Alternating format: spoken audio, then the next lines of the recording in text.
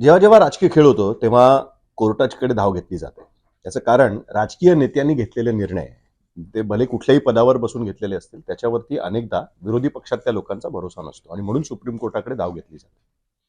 महाराष्ट्रामध्ये 2022 मध्ये जे घडलं त्याच्यानंतर विधानसभेतल्या स्पीकरनी जो निर्णय घेतला तो पसंत नाही पडला, म्हणून सुप्रीम कोर्टामध्ये धाव घेतली गेली. त्याच्यामध्ये राज्यपालांचं पण पद आलंच. अनेकदा या पदांवरती राजकीय क्षेत्रातलीच व्यक्ती तिकडे बसते. स्पीकर तर ऑफकोर्स निवडून आलेले आमदारच एक स्पीकर बनत असतात, पण राज्यपाल सुद्धा आणि राजकीय क्षेत्रातलीच व्यक्ती, राजकीय नेते असलेलेच तिकडे बसत असतात. त्यामुळे त्याच्याबद्दल अनेकदा संशय व्यक्त केला जातो, त्याच्यावर प्रश्न उपस्थित केले जातात. आणि हे काय फक्त महाराष्ट्रात नाही, तर अगदी नबाम राबिया केसपासून सुद्धा आपण अनेकदा बघितलेलं आहे. आणि महाराष्ट्र सत्ता संघर्षाच्या माध्यमात नबाम राबिया केसचा आपण अनेकदा चर्चाही त्याबद्दल केलेली आहे. पण आता जी परिस्थिती होतीये बंगालमध्ये, त्यातनं पुन्हा एकदा ही चर्चा सुरू झालेली आहे की सुप्रीम कोर्टाने घेतलेला निर्णय हा, म्हणजे आता हेच निर्णय घेताना एक सुप्रीम कोर्टाने घेतलेल्या निर्णयाचा पण कशा पद्धतीने आधार घेतला जाऊ शकतो.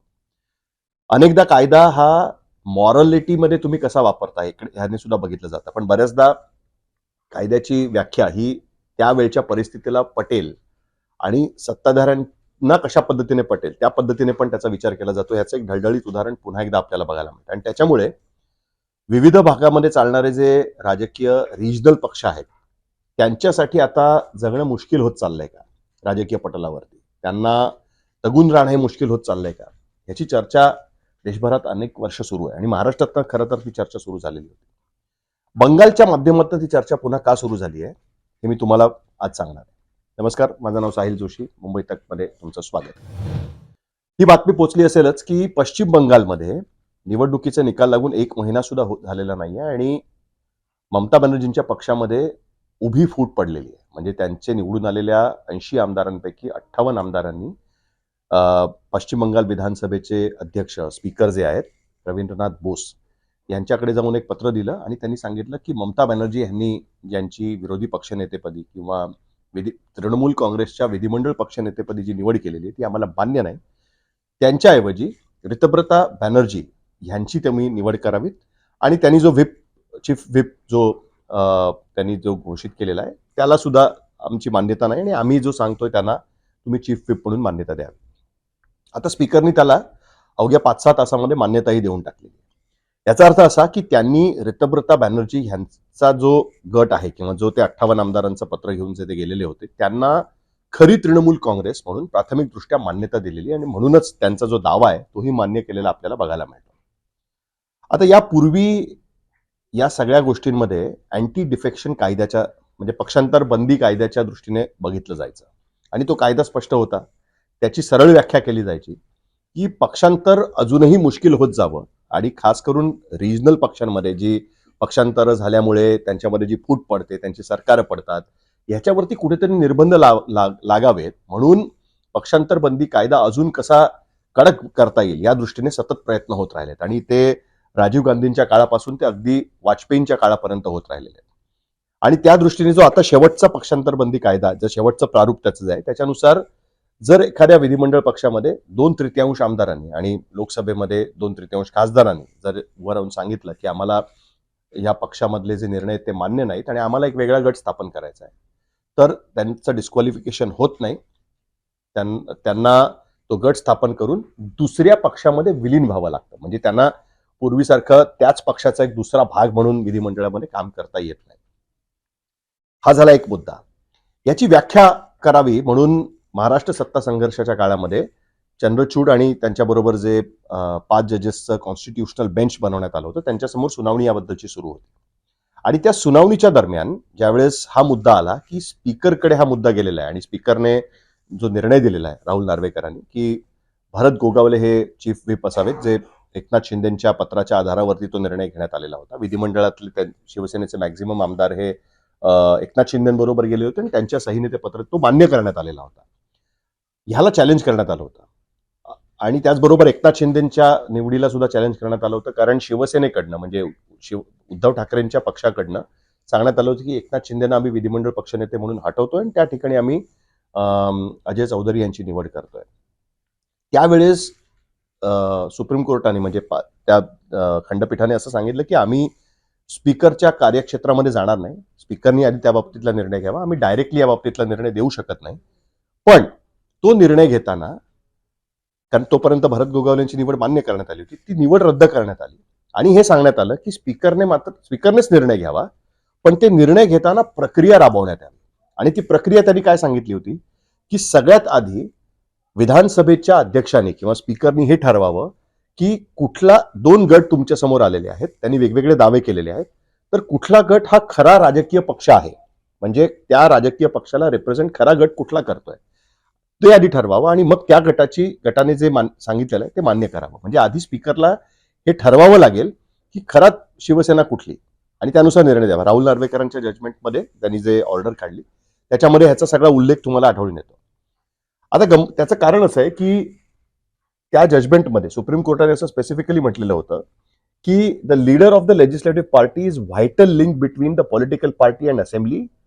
Supreme Court determined that the recognizing a leader or a whip based merely on a majority of the MLAs is a breakaway fraction, violates the 10th schedule. म्हणजे अँटी डिफेक्शन कायद्याचं उल्लंघन आहे.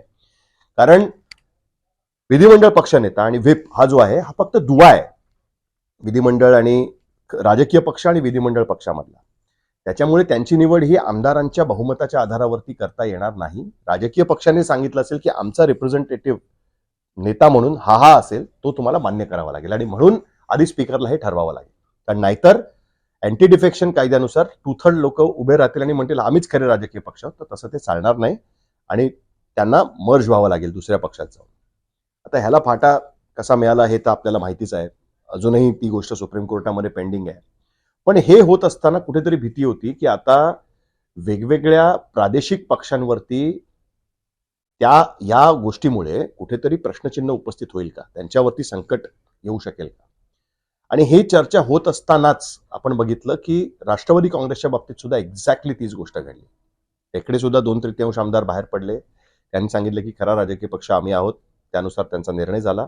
इलेक्शन कमिशनच्या माध्यमातून त्यांनी आधी त्याला मान्यता मिळवली आणि नंतर स्पीकरकडे जेव्हा त्यात चॅलेंज निर्माण झालं त्याच्यामध्ये सुद्धा ती ऑफकोर्स मान्यता मिळाली.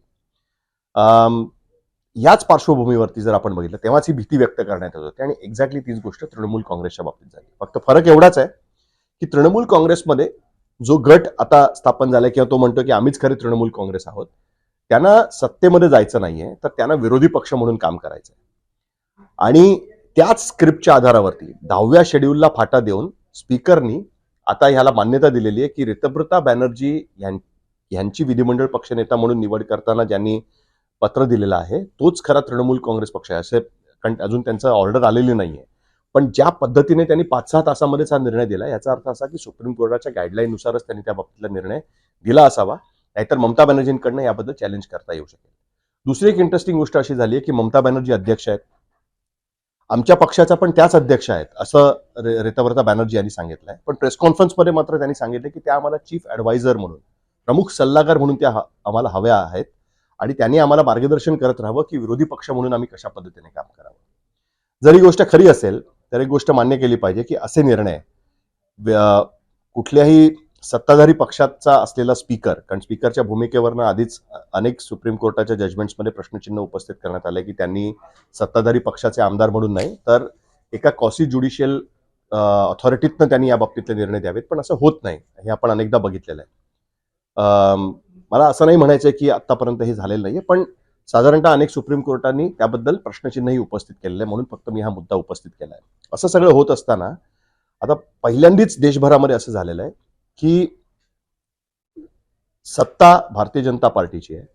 त्यांच्या स्पीकरने जो निर्णय दिलेला आहे त्या आधारावरती जो प्रमुख विरोधी पक्ष तृणमूल काँग्रेस पक्ष ज्याची अध्यक्षा ममता बॅनर्जी होत्या, त्यांनी ज्यांना विधिमंडळ पक्षनेतेपदी निवड व्हावी म्हणून जे पत्र स्पीकरला दिले त्याला बाजूला ठेवून त्यांच्या विरोधात जाऊन आपला गट स्थापन करणाऱ्या पक्षाला खरा पक्ष म्हणून मान्यता देऊन विरोधी पक्ष सुद्धा सत्ताधारी पक्षाच्या आधारावरती काम करतोय असं हे पहिलंच उदाहरण पूर्ण देशभरात निर्माण झालं.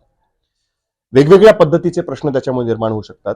उद्या एखाद्या प्रादेशिक पक्षामध्ये जर अशा पद्धतीने फूट पाडायची असेल तर केंद्रात ज्यांची सत्ता आहे, मग तो पक्ष कुठलाही असेल, त्यांना ती गोष्ट सहज सोपी सुद्धा होणार आहे. 10व्या शेड्यूलचं काय करायचं याबद्दल अनेक प्रश्न उपस्थित केले जात आहेत. या 10व्या शेड्यूलचा वापर करून अवघ्या महिन्याभरापूर्वी आम आदमी पक्षाच्या 7 खासदारांनी पत्र दिलं आणि राज्यसभेच्या सभापतींनी ते मान्य करून त्यांना वेगळा गट मान्यता देऊन भारतीय जनता पार्टीमध्ये त्यांच्या विलिनीकरणाला सुद्धा मान्यता दिलेली होती. पण तो मार्ग न अवलंबता जेव्हा प्रादेशिक पक्षाचा प्रश्न निर्माण होतो, विधानसभेमधला प्रश्न निर्माण होतो, त्यावेळेस मात्र त्यांना खरा राजकीय पक्ष म्हणून मान्यता दिली जाते.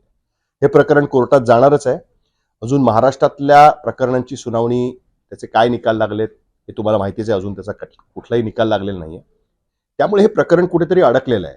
अशा परिस्थितीमध्ये जोपर्यंत या प्रकरणांचा निकाल लागत नाही तोपर्यंत प्रादेशिक पक्षांवरती ही अस्तित्व संपण्याची तलवार ही सतत लटकत राहू शकते, हे मात्र आपल्याला स्पष्टपणे दिसते. आणि बंगालच्या उदाहरणाने पुन्हा एकदा ती गोष्ट बाहेर आलेली आपल्याला बघायला मिळते. बघूया आता बंगालच्या प्रश्नामध्ये काय नक्की होतं. हा व्हिडिओ तुम्हाला कसा वाटला हे तुम्ही कमेंट बॉक्समध्ये लिहून टाकू शकता. आणि मुंबई तकचं युट्यूब चॅनल तुम्ही जर अजूनही सबस्क्राईब केलं नसेल तर सबस्क्राईब करा. बेल आयकॉनवर क्लिक केलं तर तुम्हाला आमचे अपडेट्स मिळू शकतात. बघत राहा.